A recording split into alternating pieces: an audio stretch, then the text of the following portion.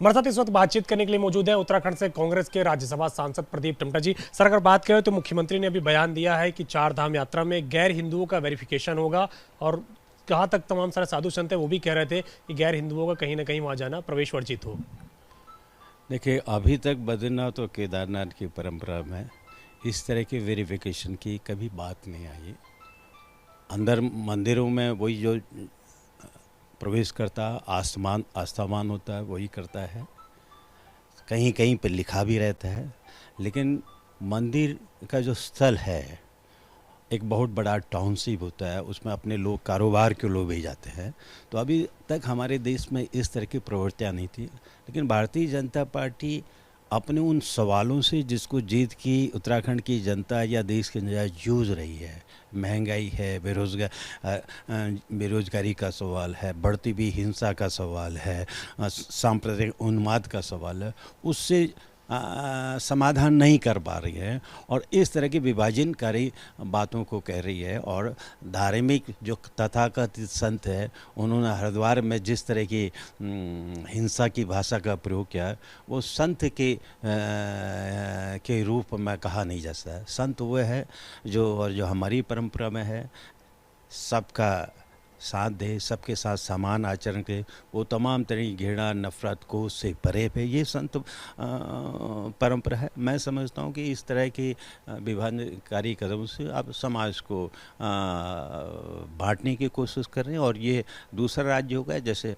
मैसूर के अंदर, कर्नाटक के अंदर आपने कह दिया है कि मंदिरों के आगे जो ट्रेडिंग नॉन हिंदूस लोग करते थे, जिसमें मुस्लिम वगैरह भी थे, उस पर प्रतिबंध लगाया जा रहा है और जिस पर देश की एक बहुत बड़ी कॉर्पोरेट जगत की हस्ती ने सवाल भी उठाए हैं।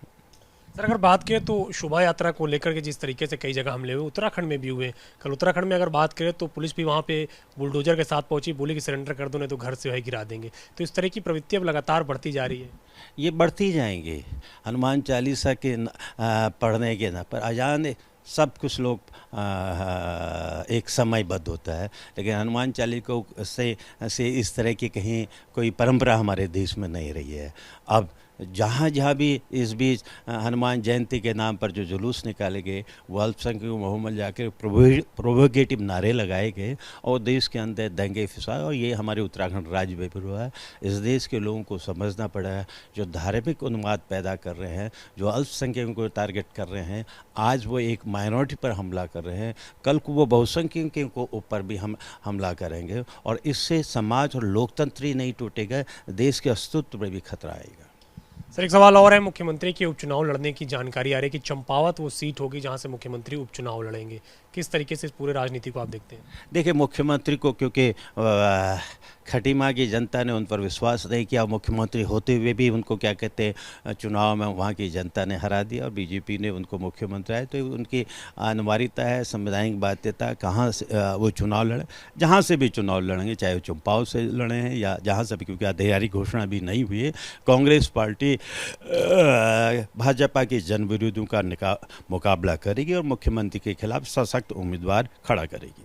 सर, एक आखिरी सवाल है। आप मुख्यमंत्री के खिलाफ सशक्त उम्मीदवार खड़ा करने की बात कर रहे हैं। 10 से 11 विधायक आपके नाराज बता रहे हैं। जब आपके प्रदेश अध्यक्ष वहाँ पे पदभार ग्रहण करते तो सारे विधायक नहीं पहुँचते हैं। कई विधायक बयान देते हैं चुनाव में हार के कारणों को लेकर के। देखिए, अधिकांश विधायक पार्टी के साथ हैं। जो विधायक कांग्रेस अध्यक्ष के उस समारोह या नेता प्रतिपक्ष के कारण है, उन्होंने अपने अपने उत्तर दिए हैं कि इसी बीच हरिद्वार जिले में तो आपने दंगा की स्थिति आ गई थी, कहीं पर दुर्घटना घटी थी। सवाल है कि राष्ट्रीय कांग्रेस ने एक बहुत उचित निर्णय लिया है। एक नौजवान को प्रदेश का अध्यक्ष बनाया गया करण महीना के रूप में, और दूसरी ओर यशपाल जी के रूप में एक बहुत ही अनुभवी वरिष्ठ कांग्रेस के साथी को नेता प्रतिपक्ष बनाया गया और उससे एक बड़ा सोशल मैसेज भी किया है। इन 22 सालों में पहली बार समाज के अनुसूचित जाति के व्यक्ति को एक महत्वपूर्ण पद पर नेतृत्व करने का दायित्व दिया गया और इस इबारत को हमारे सारे विधायक समझते हैं, राज्य की जनता समझती है। भारतीय जनता पार्टी अपने घरों में देख ले जो इस तरह की अफवाहें उड़ा रही है, जब मुख्यमंत्री के लिए जहाँ से वो चुनाव लड़ना चाहते, बड़े साथियों ने कह दिया कि हम क्यों राज्यसभा की ओर जाएं।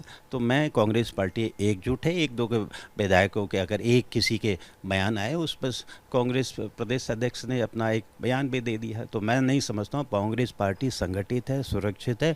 लोकतंत्र और सांप्रदायिक शक्तियों के खिलाफ हमारी पार्टी ने जो निर्णय लिया है, जोश और अनुभव का संगम इस समय राज्य की लीडरशिप है।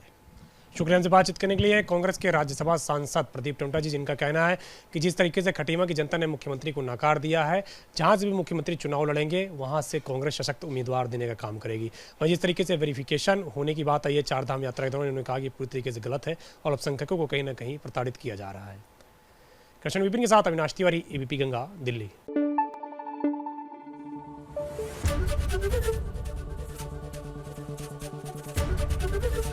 एबीपी गंगा, खबर आपकी, जुबान आपकी।